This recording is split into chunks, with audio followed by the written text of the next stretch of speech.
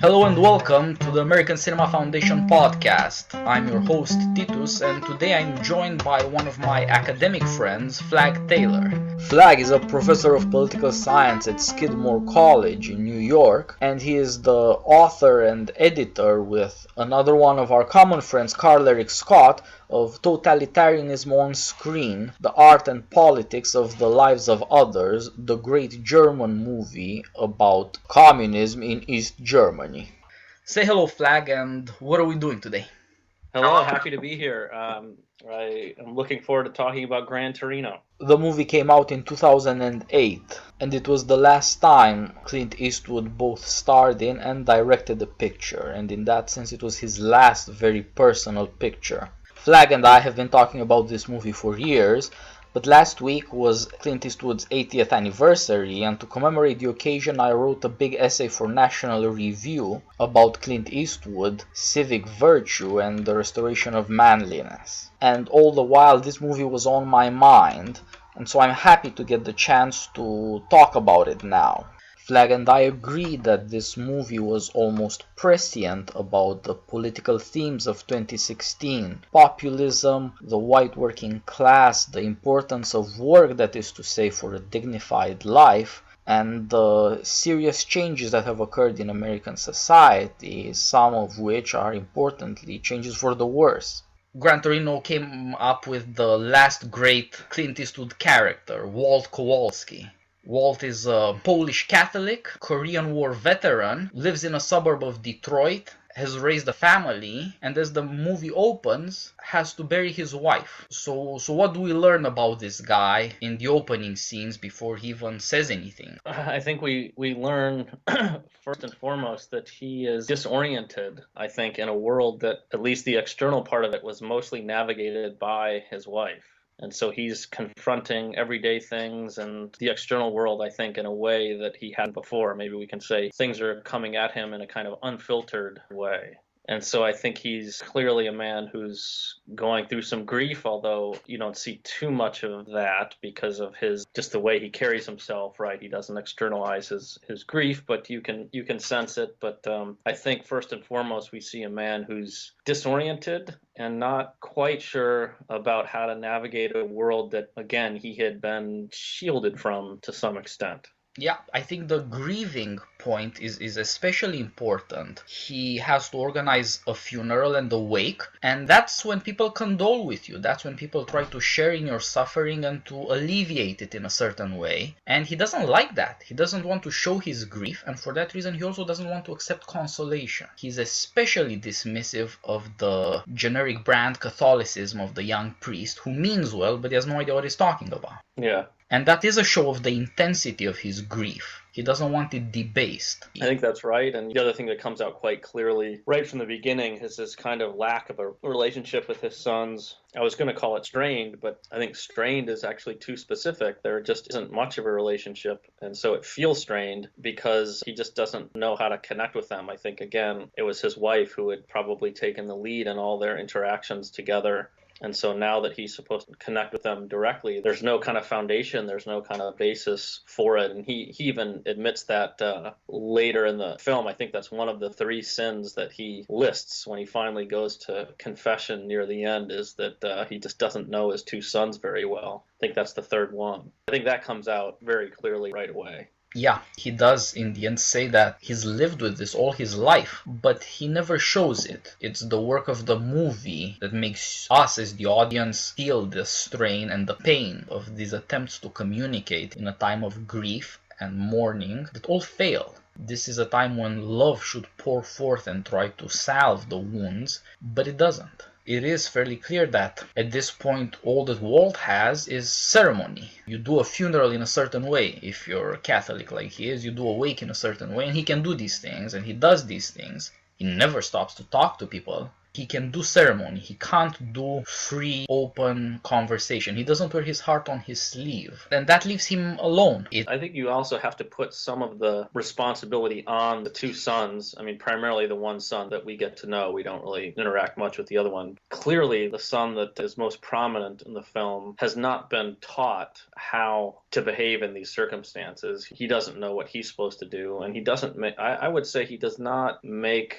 much effort in terms of finding out, really pressing his father and finding out what he wants and what he needs. I mean, you get the kind of pro forma, how are you doing, Dad? But there isn't much beyond that. So I think the one son and his family is supposed to embody a way of being in the world that just has a kind of limited scope. And so I don't know if we're supposed to, it's interesting, I wonder if we're supposed to wonder whether that's a failure of his late wife or what. I think the son and the family are portrayed in such a way that we're just supposed to be almost shocked by their limited purview emotionally, all sorts of ways. Yeah. You start out with the family not caring for their father and grandfather. It turns out that in important ways the father hadn't cared for them either. He didn't know, he says, how to take care of people. He was obviously a good protector and provider, but he was not anything else as a father. That's really the only thing that he has in common with his sons. They're aloof. This suggests something about American manliness, that friendship is within the family, if there, and it's really hard even among the generations to keep it going. Mm-hmm. Each dealt with things through his wife. His son does the same thing. It's the wife that presses him to see his father, to talk to him.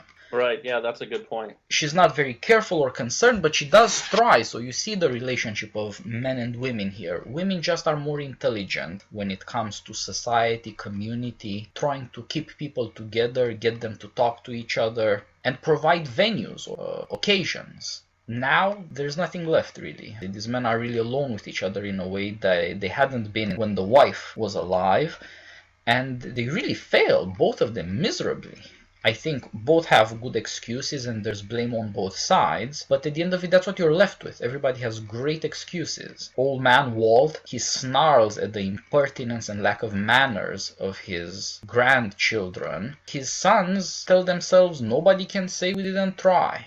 Respectability is what you say on your way out. It's a nice shield for every man for himself. Right. There's a kind of problem there, I think, partly because of what we're shown, that there's a distinction between 50s and late 60s America. Walt made his family after the Korean War. He was a veteran. He lives in a fairly small house, but with a garage. He worked for Ford and managed to buy himself a really sweet-looking Ford.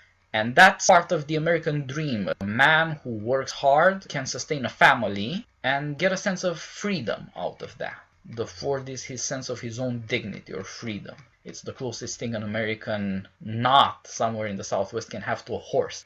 Yeah, and you can tell that he takes care of his house fairly quickly. You can kind of see the contrast between his house and surrounding homes. And so he takes a kind of pride and meticulous care of the yard. And then, of course, that really comes out when you walk into his garage and you see the tools organized. This is a man that is quite organized and knows how to care for his home. And he's living in a neighborhood, obviously, where that is no longer the rule. I'm sure if you had taken a picture of that whole neighborhood 30 years ago, the whole neighborhood would have looked like Walt's home. And now he's sort of this island in this sea of decrepit, careless places. So yeah, that's one major reason Walt is the kind of angry old man shouting, "Get off my lawn!" literally. Yeah. Because he's baffled by how he ended up the only guy of his kind. This is not a man who prides himself on being exceptional. He thinks that this is how things work. Yeah. And they used to be. He used to recognize himself in other people. There was a similarity that no longer obtains. The pride of work really does show that in his garage there is beauty. The car is beautiful, but the order of the tools is also beautiful. That tells you something about how he understands his life, that you have to put order into things and maintain it. That's what a man should be doing. And that makes him incredibly lonely. Of course, you just can't run human relationships in the way you can run the relationships of order and organization in your work or garage. There just is a difference. But even so, it's too shocking a difference in this case, because also this kind of world of work has kind of disappeared. Yeah, and there's that wonderful scene with Tao when they're in the garage together, and Walt is explaining to him how he acquired all the tools, because Tao says, "Well, I can't afford any of this," and Walt says, "Well, I've acquired these tools over 50 years. It's not like I went to the hardware store 30 years ago and bought everything. This has been a gradual process." And he says something like, "Every tool has its purpose." But then he's also very humble, and he says, "Look, any human being can solve most household tasks with WD-40 and duct tape. You know, here you go. That's all you need." Yeah, that's an all-American I love sentiment. Yeah.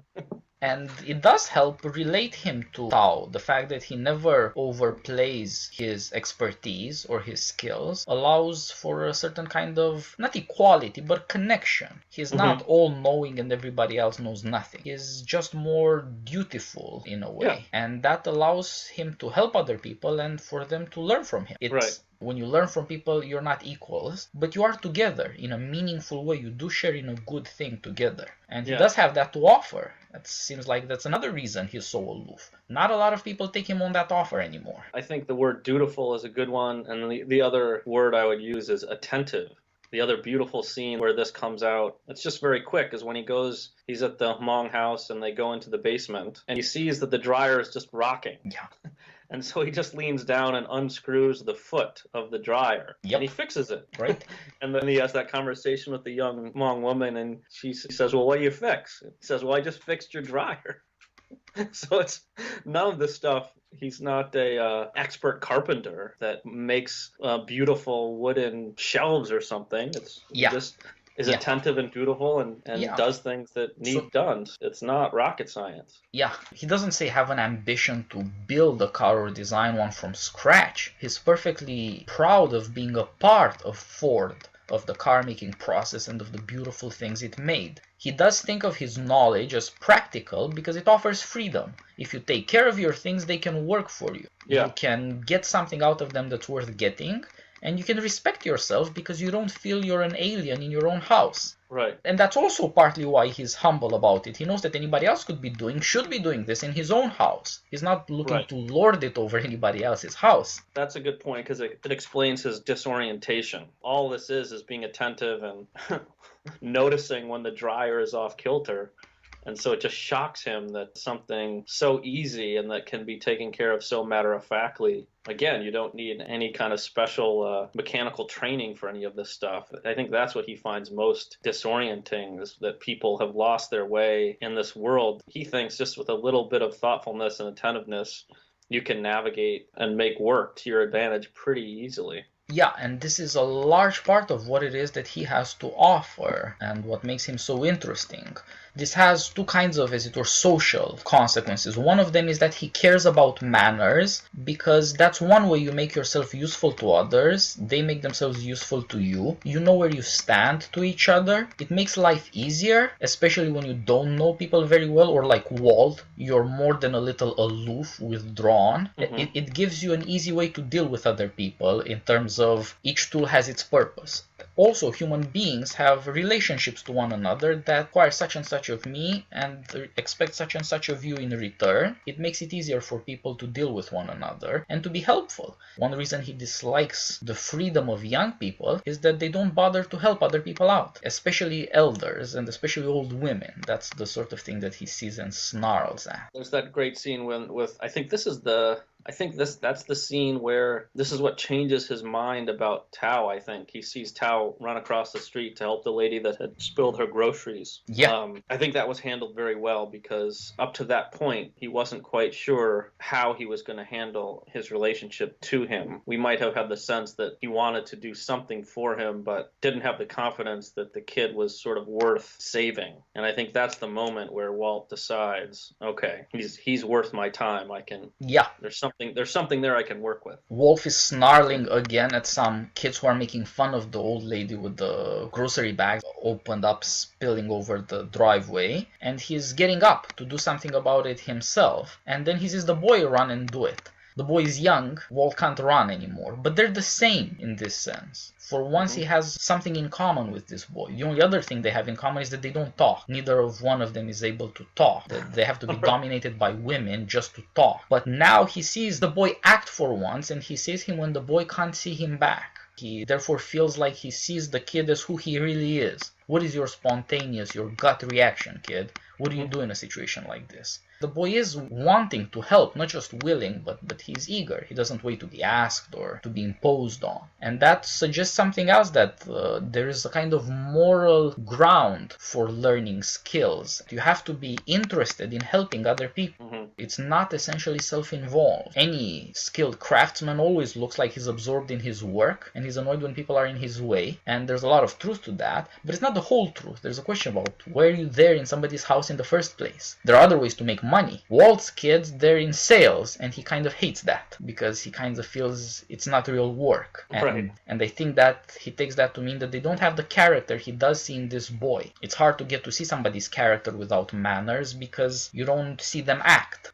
But when you do see the character, he identifies with that. He's also wanting to help. He doesn't get much of a chance anymore, and in a sense he gets a chance to do it in a new way. It's fairly obvious that the young Hmong boy, Tao, is a new son for him, and he has a chance to do it right this time. And you get a sense of what he would have wanted to teach his own kids, but it never worked out. This seems to be why he's so, not necessarily resentful, but certainly disappointed in them. He does make snide, sarcastic comments at their unwillingness to help, at their laziness. They don't have the hop-to-it character he sees in that boy. That counts for something, but it is just a fleeting scene, and you see that he doesn't want to examine too closely what this desire to be helpful means. But it's necessary for it to be there, or else you can't build on it. Right, that's right. Before we get into his relationship and transformation once he becomes involved with the Hmong family, one thing I wanted to talk about is this question of racism.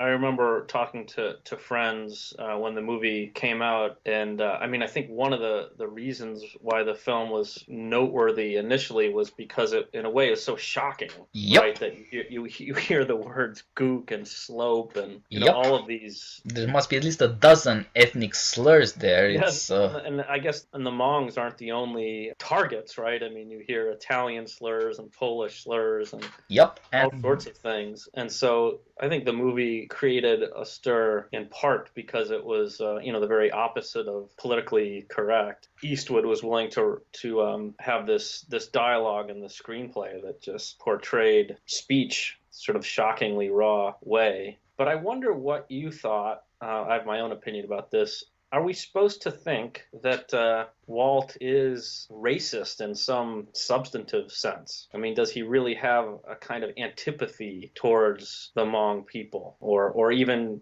non-white people in general? Well, and then does that suggest he becomes transformed over the course of the film, that he goes from being racist to not racist?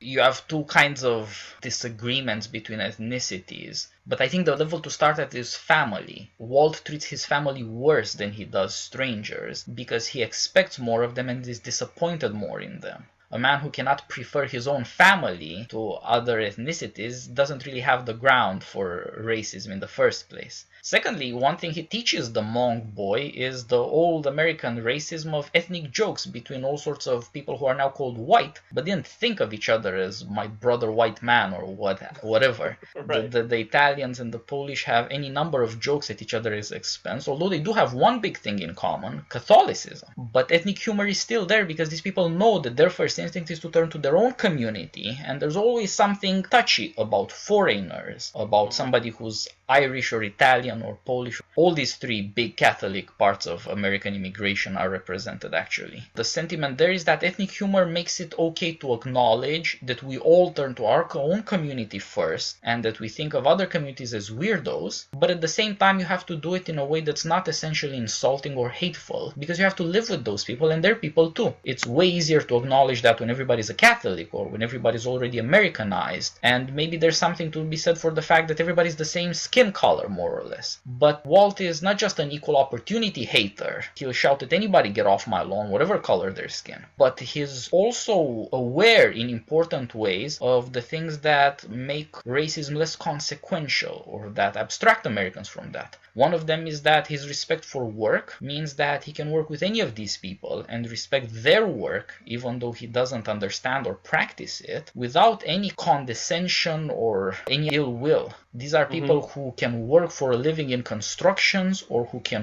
work for a living as barbers or in the Ford plant. And that's not a summer job or a stepping stone to something you'd actually do. This is their life work, and they're fairly proud of it. They're partly proud of the fact that they can take the hardship. That's also part of the tough jokes they make at each other's expense. They prove their manhood by being able to take it and to dish it out without turning bloody-minded. And that's also something they have in common, the dignity of work and the dignity of withstanding hardship. Ultimately, I guess that's the army. As a veteran, he saw one community where it no longer mattered. Korea actually is when the army began to be integrated.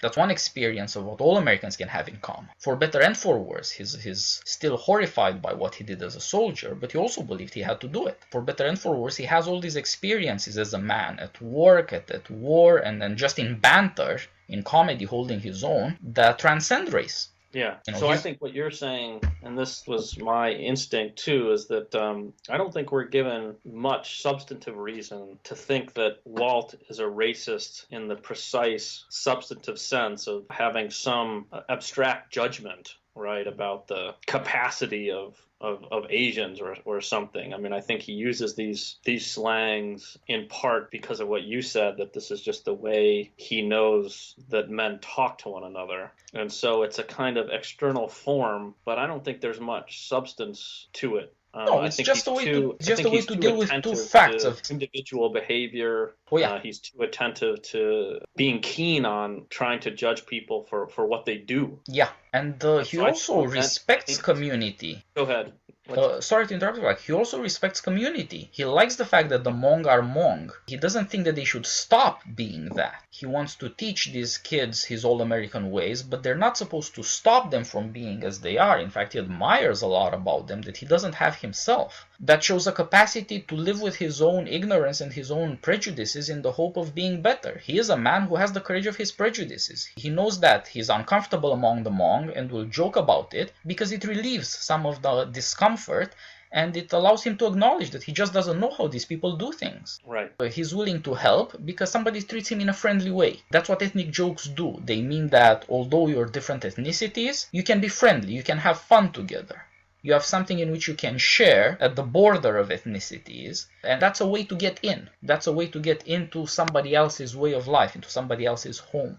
His prejudices don't prevent him from seeing that somebody else is different, or that when somebody else is different, he may be admirable. In fact, they make it possible. You have to notice the differences between people.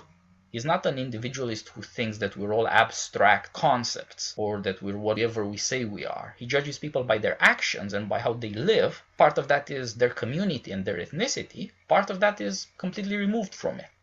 Yeah, that's a good way to put it. The only question is, what's your access there? His access is friends. Somebody introduces him to this or that, and then he can feel, in a certain way, part of it. He's always shown to be careful both when he respects and when he disrespects people. His ethnic jokes are precise, and so is his respect for other people's manners when he learns about it. He does pay attention and defers to their own way out of respect. Yeah, maybe and this too helps explain maybe the criticism of the film. I think the misplaced criticism that the ending is too much, and this idea that he goes from this irredeemable white racist cranky old guy to someone who sacrifices himself for this Hmong family. I mean, I think that criticism goes away once you acknowledge what we were just talking about, that he's not actually racist in the way that we think at the beginning of the film. That it's much more subtle and complex, and I think that makes the end more plausible. There's less of a transformation than you might think. Yeah, it's just that as an audience, we have to get to know Walt too, and it's actually hard to get to know him, especially because he doesn't talk much about himself. He's not part of a generation that's all about self-expression. If anything, he thinks repression is good and necessary and dignified. Repress yourself, don't express everything. Not everything that comes into your head has to come out of your mouth. That's who he is. And so it is hard to get to know him. There are all sorts of surprises, but he's really more a man looking for an opportunity, as it were, than a kind of transformation. He wants to see that people are good people and good Americans, and he thinks the two go together, but he's not particular about it.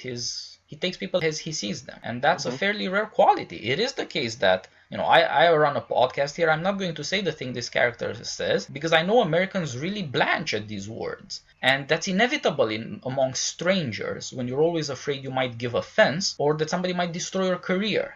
That's the world of business and jobs that really makes political correctness what it is. This guy has no such concerns, but it has to be said in his defense that when he was working, these prejudices wouldn't have cost him his job, and now when he's outspoken, he doesn't have a job anymore because he's retired. He really can afford the loneliness to which this exposes you. Other people, when once you get called racist, you might as well be marked with the brand of Cain. That's almost impossible to walk away from, but it's of no concern to him. It's partly because of circumstance, partly because of his own manly aloofness. It's just much easier for him to take than for anybody else. Everybody else is weirded out by this guy, and it shows that Americans are strangers now in the way they were not 60 years ago. Right.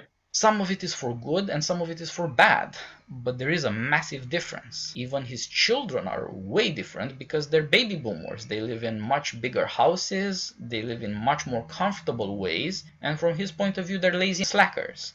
They might say that they're just enjoying the good things in life, but even that comes at a cost. You can't get along with your father anymore. Some might think it's too high a price to pay, actually. Right. When you can, and this is where I think you can start to see a more substantive change in him. That might be even too strong, but a kind of maybe more subtle evolution when he comes to be connected to the Monk family after but the scene that comes first, right, is the one where he goes out into the front yard and points the rifle at the gang. Yep. Is that right? Does that come Yep. before the scene where he catches Tao trying to steal the Gran Torino? Yes, I think so.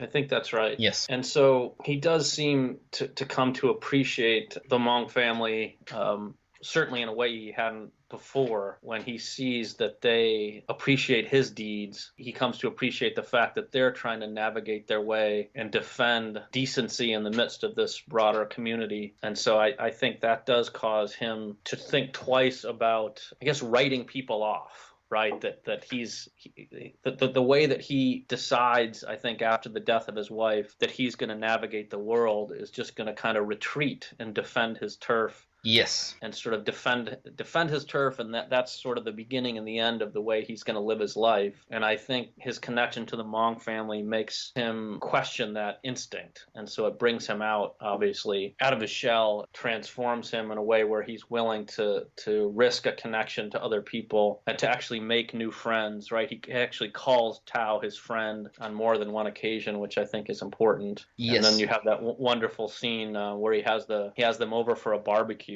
And so I think there you do see a kind of substantive transformation that is real. Yeah, in his own way, late as it is, he learns stuff from his wife. He starts doing the things that she would have had to do before. He tries to get the boy to summon up the courage to ask for a date. He asks him about how he's gonna go on his date. All these kinds of things that you wouldn't expect from him and that he had given no evidence of before.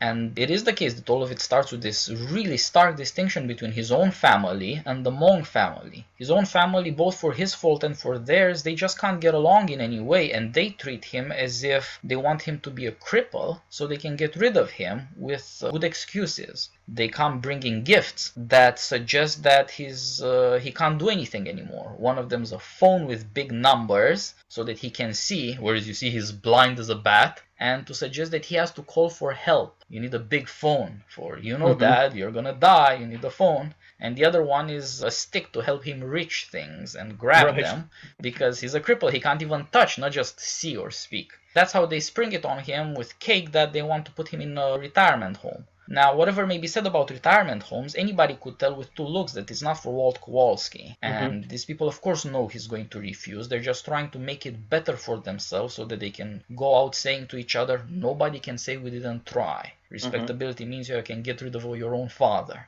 He's just so unreasonable. Why won't he just say, okay, I'm weak, powerless, I'm afraid of death, and then I'll take whatever help anyone can throw at me? Well, he doesn't want to think of himself as weak and powerless.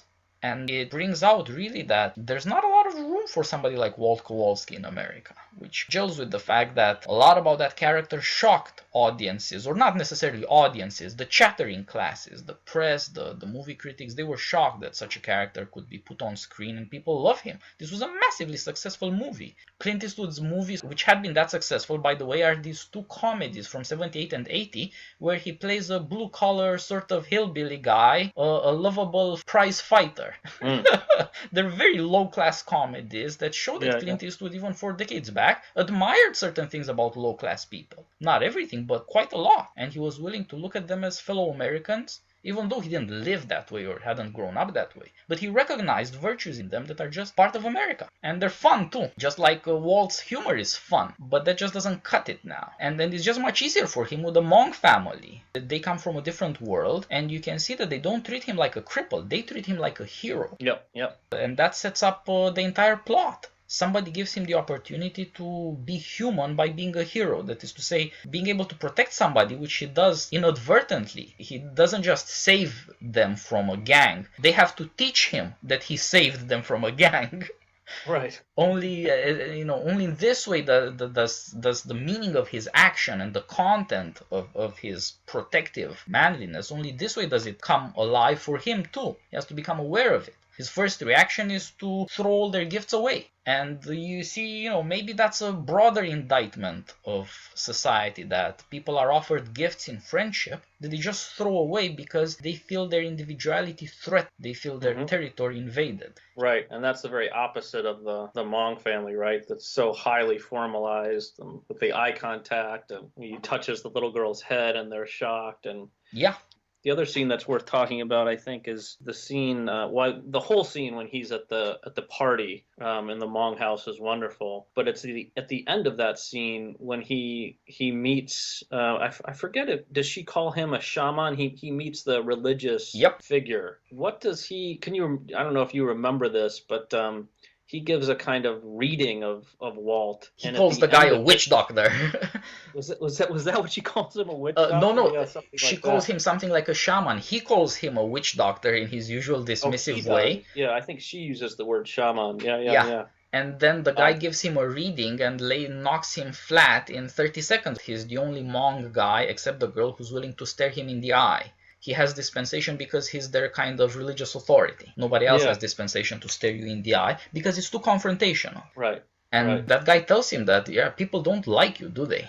And you're afraid you're going to die, aren't you? Right. And it's not just among the Hmong, but nobody in America would talk to him that directly. Right. But the closest thing Americans in the movie are shown to have is their manly ethnic humor. That also apprises you of your regrets, of your own sense of your insufficiencies or failures or problems in various ways. But that's done in a comic way. This is straight serious.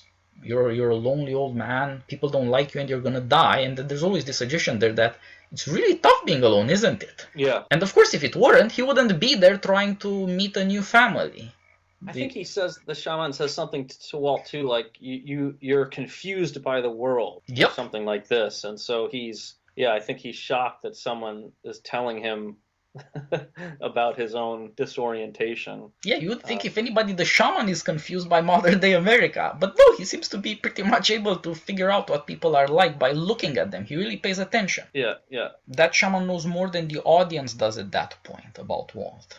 And it takes the audience a whole second act to learn all these things about him. Yeah. And obviously, lots of movie critics didn't get it after the end either. He really is hard to figure out, so you maybe need a bit of help. And the girl that interprets this for him, because the shaman doesn't speak English, of course, she relays the information without any fear. She gives it to Walt straight. Yeah. So you see there, like, his friendship with the boy, there's a presumption of equality in it. That you can tell somebody what you really think about them, because they'll always have to take it knowing that you love them or like them, that you mean well and have proved that you mean well. It's not just words, it's actions. Friendship and love and care are actions here. These people have to take care of each other. Just like this family teaches Walt that what he thinks of as his anger and his going back to his Korean War weaponry, that it actually could be something completely different. It could mean protecting the weak from the lawless.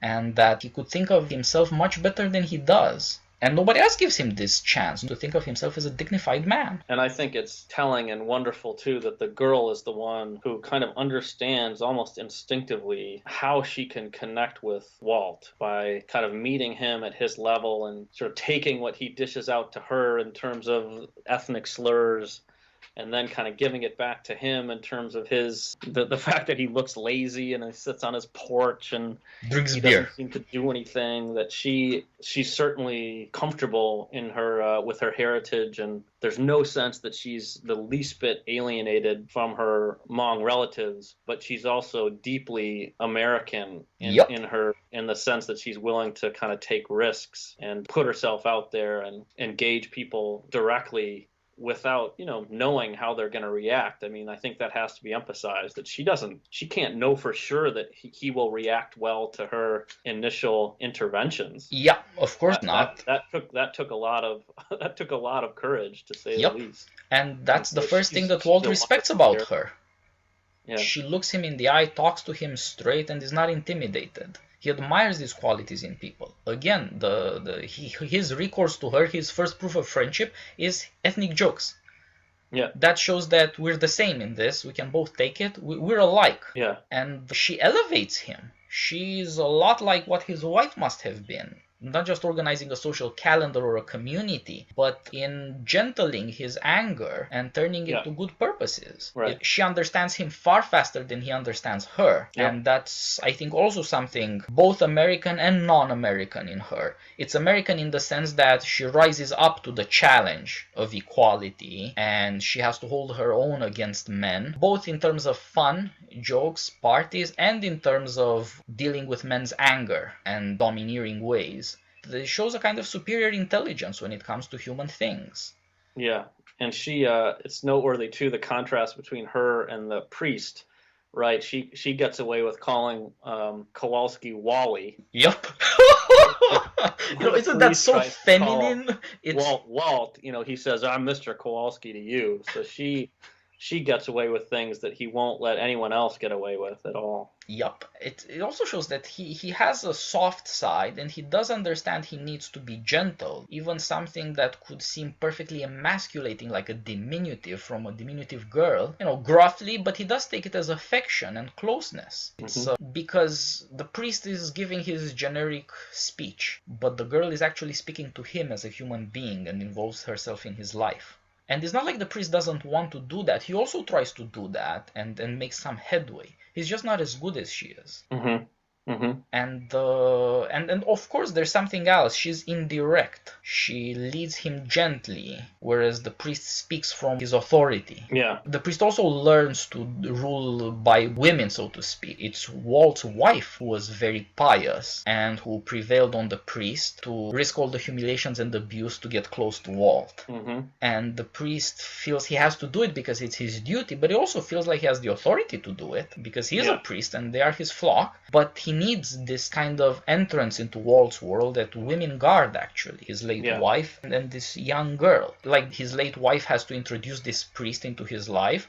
The young girl introduces her brother into his life. And that silent, shy boy who's very confused really needs a lot of help. And the women do that for him. And it should also be said that the priest kind of learns eventually, too, that he should comport himself in a way with Walt that doesn't kind of specify the expectations or the results in advance. So I think the key scene there is when he comes to talk to Walt after the attack on the Hmong house. They get out some beers and they just talk to one another without any agenda. You get the sense that conversation is not shown, but you have the sense that it's unscripted, that they're just going to talk in a kind of unscripted way over a couple beers. And I think that changes Walt's view of him, the priest, and Walt also comes to appreciate that it takes a lot of courage for the priest to continue to press to try to get to Walt, given all of the difficulties that Walt has put in his way. And so I think he comes to admire the courage of the priest to persist. And also he admires the fact that this is just something that his wife has told the priest to do, and he's loyal to the wife's wishes. So I think that relationship develops nicely over the course of the film, and Walt grows to appreciate the priest and not to dismiss him, because he's 29 years old and whatever. Yeah, calls him a virgin. Yeah. And right, he does start by dismissing, what do you know, you just sell superstitions to old women. But then he learns that actually this young man is true to his word, like he as an old man is true to his word. Yep. If he said he'd do it, he's going to have to do it. And that does show a certain kind of manliness, and it prepares for that conversation they have. All you see about that conversation is that Walt invites him in, shows him where the beer is, and defers to him in the way of a conversation. Not as an authority, but he really does want to hear what's on the man's mind. They have to talk about something that's really grave and dangerous, a gang attack, but he has to listen to this guy. He feels that they're going to have to think this through. It's actually the only scene in the movie that's of a deliberative character. When people talk over what's happening here, how do we deal with this? You see also that part of the work of the church, as shown there, the only part that's manly or is protective. The priest says and shows that he's willing to risk his life to work with Hmong people despite the gangs. When at the end the priest is taken away from the Hmong neighborhood, the cops have to take him bodily and as though arresting him for his own safety. Because he doesn't want to go away. He knows there's going to be danger and he has no interest in running away from it. Yeah. He tries to do his part working within the Hmong community because they too are part of his flock. Not because they go to his church, but they're part of the community and they seem to be in need. That does show a protective work that he has in common with Walt.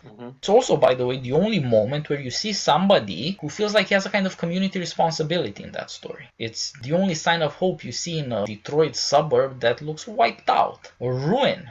The way Walt deals with this is typical. He has the boy repair people's houses, do something useful for people, do some work for them, and get the sense, incur their gratitude, give them a chance to show gratitude, and then give yourself a chance to receive praise and a good opinion of people for whom you can do a good thing. You'll know your worth then. So that's really good that he does that for the boy, but that's how he deals with these things. He doesn't think about the things that the priest thinks about or worry about the things the priest is worrying about, because that's beyond his purview. He doesn't have a community point of view. Right. And how do you think, I've gone in different directions on this, but something that you just said about the conversation with the priest and Walt after the attack, about that being a very deliberative moment, it strikes me that the decision that Walt makes to sacrifice himself, the dramatic ending of the film that some people say is overwrought, it strikes me that that moment is the outcome of lots of deliberation on Walt's part, that he has put a lot of thought into it and has really contrived that moment out of lots of other options, right? In his interactions with Tao, when they're talking about what to do, Walt, I think more than once, says, this is not the moment for rash action. Yeah. I know you want vengeance, but, you can't really fall into that trap. And so over and over, you get this emphasis on Walt's part on the fact that this is the moment for deliberation, and we have to really think that through. And so that just your use of that adjective deliberative, that struck me because I think maybe that's something that critics have not noticed.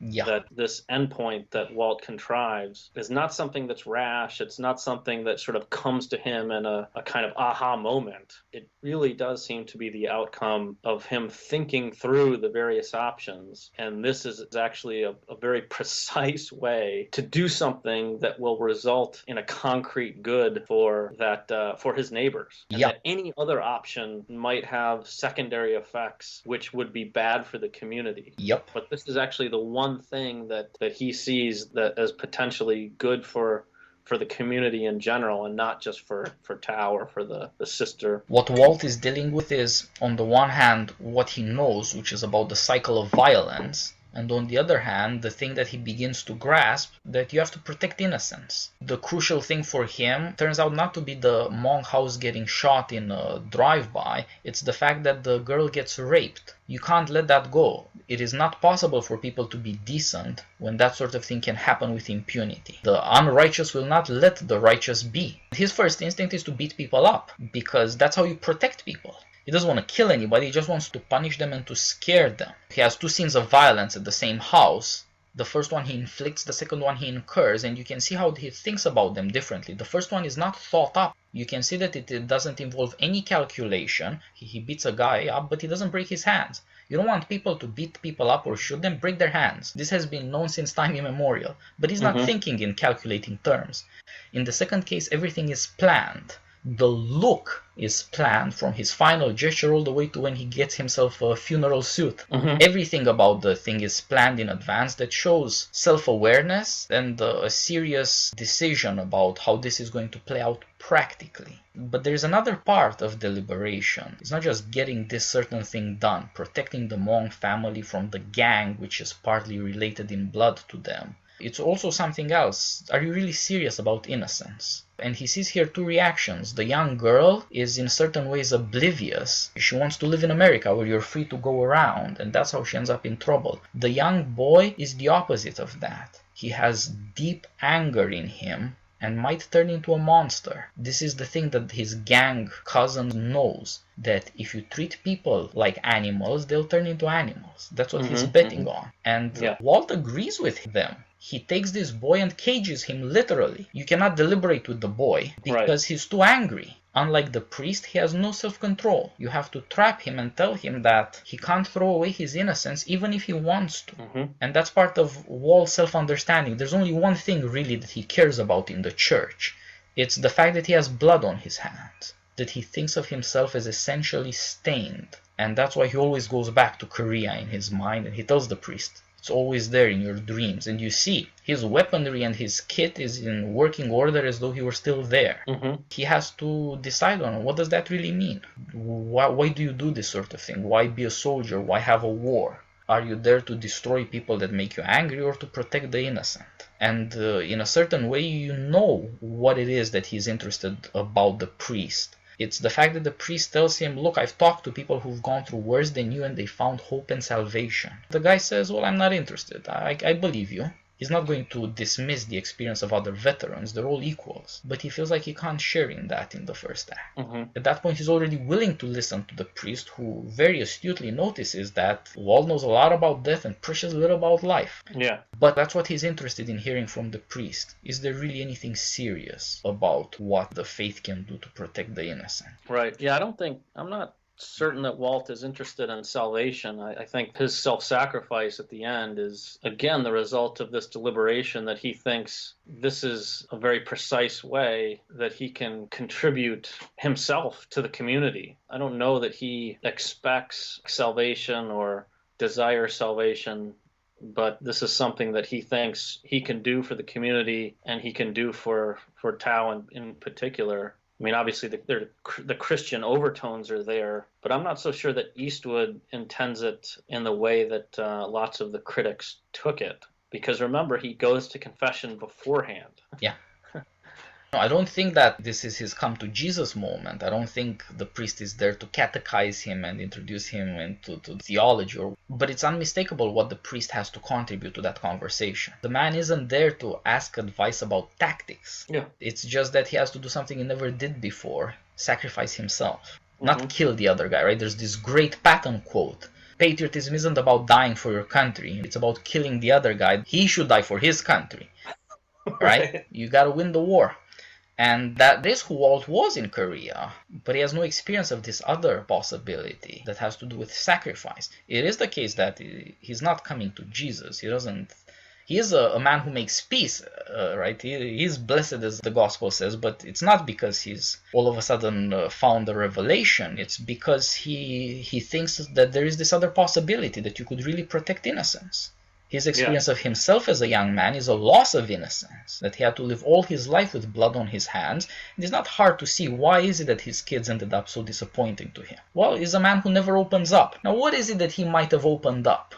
Death, what he did. But he can only talk to the priest about that, because that's a secret. He wants to take it to his grave, and the priest is going to have to take it to his grave as a man of his word. The question there is, is this a worthwhile way of going to your grave? Is there anything serious about sacrifice? The priest doesn't endorse it. He doesn't believe that that's how things work, by tragedy. There's going to have to be blood and destruction. But they do have this thing in common, the concern for innocence that is tied up with sacrifice. And that's maybe the closest that really a manly man can come to the teaching of peace. Yeah, and he sees too, of course, that I mean, this is brought home from lots of different angles, but he sees that this family, and especially the brother and sister, these are people who have demonstrated themselves to be worthy of sacrifice.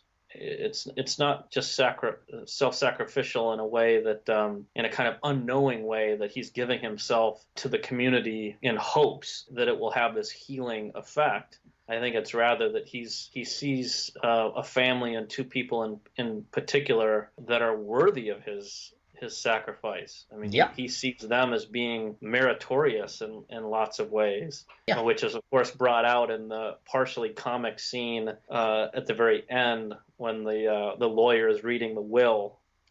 And the lawyer reads the line about the Gran Torino going to Tau, as long as you don't do the following things to the car. Don't screw it up, don't make it ugly. Enjoy it for what it is. He does go to his death with that conviction that a man should live in a certain way, that he's got to be worthy. But it is important to think, right, that to a large extent what he had taught the boy does comport with American self-interest. Work hard, get a date, get a woman who's smarter than you are. Walt picks up on this immediately, that the woman initiates the romance, that she gives the boy both the signals he needs because he's really thick and shy, but also that she gives him the space and waits on him to act on it. Yeah. And it's not just that she's good at choosing men in a way none of these people are good at choosing women, but she's also good at letting the men be men after they are chosen so that they can feel that they made it all happen. Like Walt says about himself, the best woman in the world and I got her to marry me. Right. One assumes that his wife was wise from the beginning, that she was wise enough to let him think that it was all up to him, the courtship and the marriage. Right. That might be the one moment in the film, too, where he's, I don't know, openly positive about his own talents. Yeah. Right? Yep. I mean, otherwise he's very humble. Yep. You can do everything you need to do in a house with duct tape and WD-40. Yep. I don't...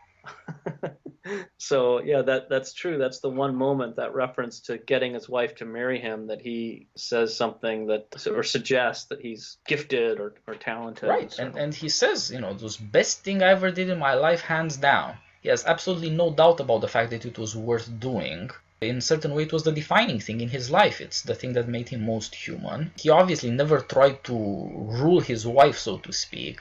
She set the social calendar and everything that implies about community. But he wooed her. He had to try hard. He had to achieve something worth achieving by his manly daring. That's also expressed in his angry and dismissive language. That's also the daring to tell uncomfortable truths. And he shows how friendly that can be with both the boy and especially the girl, who's just more mature and more intelligent and can learn more. The boy learns a lot of skills, but he doesn't do a lot of talking with Walt because there's not much talking the boy can do at this. He takes the sister's word that he really is intelligent. He doesn't look for real evidence of this or come up with tests or anything. Mm-hmm. He'll believe the girl, but he talks to the girl as an equal. That shows that it was not easy for him to court, and that he really thought this was an extraordinary thing that he managed to do. That not everybody gets that.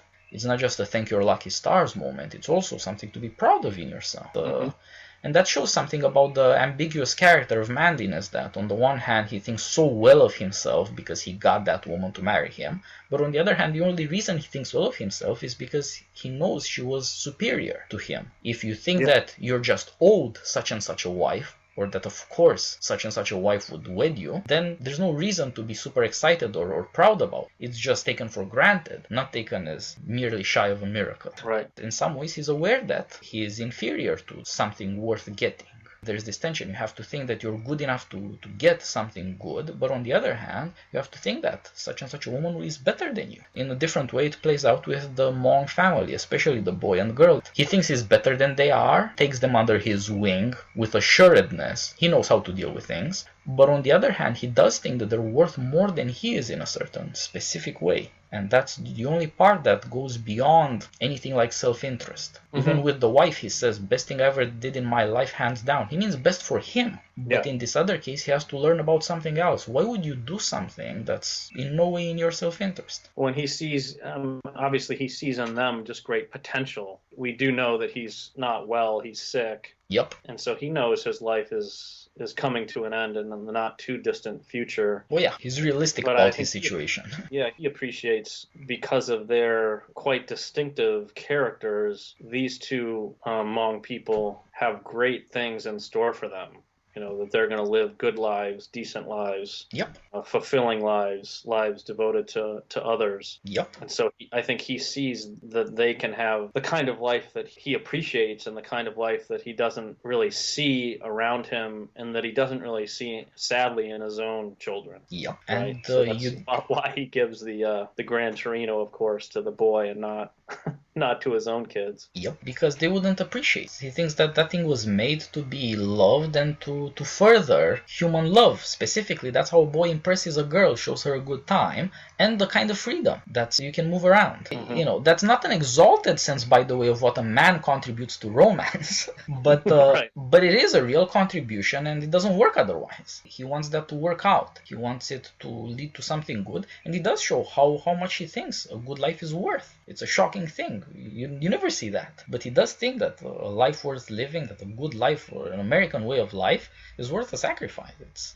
Ultimately, I think that's why people were so shocked. At some level, they realized that they don't seem to match the means and the ends. Should be sacrificing for something holier or greater or more self-involved or whatever, but not just because you really believe in this. And these kids do have, because of him, a chance to be better than he was. For one thing, they're cleverer, and for another, they're more innocent, and they won't have to do what he did and live with what he lived. He does take the dark passions of the soul out of their lives. He takes himself out, and he takes also the gang. There's a space now for youth, for freedom, for innocence that just didn't exist before. And it seems like that matters more to him than the social stuff that you see, that Detroit is a hellhole, that nobody cares about other people. I'm not trying to talk bad about Detroit, I just mean in the movie, that it's not a place where anybody would choose to live, and everybody who does live there feels trapped. Even the gangsters, the various gangs you see, apparently they think they've got nothing better to do with their lives. They prey on their own because that's all they find. There really is nothing for anybody. But there's a way out for some people, and there's a way for a community to live outside of this kind of catastrophe. You can deal with, apparently, the social and economic troubles if it is possible for the just to live without terror of the lawless. That's what he gives to these decent people. Yeah, I mean, the Hmong family is well poised to live a decent and good life, it seems, if they can somehow escape the terror of the gang. I mean, there must be, 30 to 40 people at the house when there's the Hmong party. So there's real community and substance and dedication there. Yeah, I think the suggestion is that community can find a way to survive despite the social and political or material deprivations. And especially Tao, now that he understands a little bit about his own capacities and that it's not so difficult to thrive in the world. It's just that you need a little self-confidence and a few tools, and you can make your way. And you need a certain kind of friendship. Getting a job through a friend means that somebody is willing to stick his neck out for you, that somebody is willing to believe in you and take a chance. Because who knows if I'm good enough to do anything? So my friend has to help me out for me to believe that I am good enough to do this. Yeah. Then you see there that ethnic communities used to do that, all sorts of associations, but now these kids are just lost and alone, and there's nobody there to talk to them or to help them out. But this guy's there, and he's willing to do it, not because he's inventing the wheel, but because he thinks that's the American way. And he does think that the point of working hard and getting ahead or going to college because the girl is so smart is so that you can live a good family life. He doesn't expect that these kids end up millionaire CEOs or whatever. He expects that they be capable of protecting and enjoying a family life. Mm-hmm. Yeah, it really is a movie. In part, I guess you could call it, insofar it's a judgment upon or a critique of Walt's sons and their way of life. It's a kind of critique of a certain kind of bourgeois American individualism. On the other hand, I think it's a fairly elaborate defense of a certain kind of bourgeois Americanism. You can sort of see both the critique and the praise of a certain kind of Americanism operating on two levels. It's very hopeful about a certain kind of America, right, and very pessimistic about a certain kind of America. Yep, there's no doubt running through the movie that both the character and then the director really love America. But they have no illusions about what's wrong when people are too estranged from each other. And strange as it is, because a lot of the important stuff is done in throwaway scenes that just last 30 seconds or what have you, it does nail a lot of things that you can recognize if you think seriously about what does it mean to be a stranger, what does it mean to be alien to people in such and such ways. And there's no problem with figuring out that family solves a lot of these problems. Americans didn't invent family, but they need to stick to it, and that it really works. The Hmong are better than the Americans in this film at family and community. But the Americans are much better at self-confidence and getting ahead. And that has nothing to do with racism or anything like that. It has to do with different habits of mind and body. It suggests that, anybody who watches this movie would see these things and admire them, because the Americans are right to believe in themselves and to think that you can get ahead in this life, although you're going to have to try hard. But on the other hand, the Hmong are right, and anybody in America would recognize it. This was a wide release movie. Everybody is supposed to see it and think, oh yeah, I know what family looks like. That's what it's supposed to be. It doesn't preach to you what family is like. There's no dialogue about it at that. It just shows you, and the question is, do you recognize it? Yeah. It's a very well-written movie. I think I had thought that Eastwood was a screenwriter, but he's not. No. I think the screenwriter was very restrained in the sorts of lines that he gave, particularly to Walt, but also to the other characters. Yeah, people don't say things that don't need to be said. It's remarkably economical in that sense, and so the stuff that they do say is more memorable and points you to what's really on their minds. Right. This is why you're supposed to have a happy ending movie. It's just more easy to see that way how actions and consequences are tied up with character. You can understand more when you see what people can do. And so the dialogue really helps along the action and never slows down what's supposed to happen. You see that these people are confronted with such and such situations. How do they understand it? How do they deal with it? What are they learning? What are you supposed to learn about this? It's incredibly intelligent without being pedantic. By inclination, I think about such and such a scene for 5 to 10 minutes, but the movie just wraps it up in 30 seconds. And that's the difference between a movie and a podcast. Well, this has been good fun. Yeah, I'm so glad we got to talk about this Flagg. I hope our audience will love this. It's been great. It's been great fun. Yeah. Well, we should do it again. We'll have to pick another movie as good as Gran Torino. Yeah, you know what?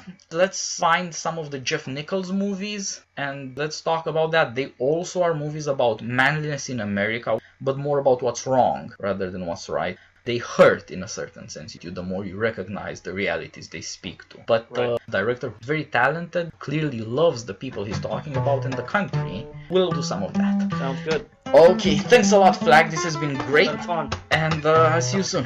Bye-bye. Sounds good. Bye-bye.